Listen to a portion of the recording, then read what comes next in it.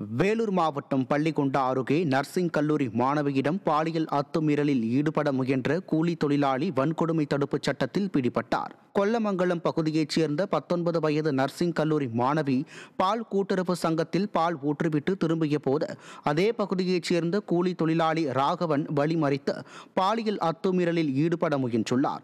புகாரின் பேரில் கூலி தொழிலாளி வன்கொடுமை தடுப்புச் சட்டத்தில் பிடிபட்டார்.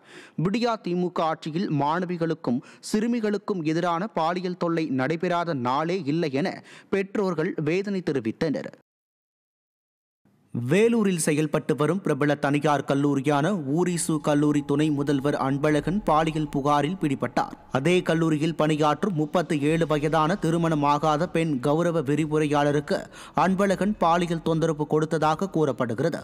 இது தொடர்பாக பெண் கௌரவ விரிவுரையாளர் அளித்த புகாரின் அடிப்படையில் அன்பழகன் மீது பெண்கள் வன்கொடுமை சட்டம் உட்பட 7 பிரிவுகளின் கீழ் வழக்கு பதிவு செய்யப்பட்டது. அதன் பிறகு எந்த நடவடிக்கையும் எடுக்காததால் விசாரணையில் தொய்வு இருப்பதாக கூறி அன்பழகனை கைது செய்ய வலியுறுத்தி கடந்த வாரம் மாணவர்கள் போராடிய நிலையில் பூர்வீக ஊரான ஆந்திரா மாநிலம் ரசனப்பள்ளி கிராமத்தில் வைத்து பிடிபட்டார்.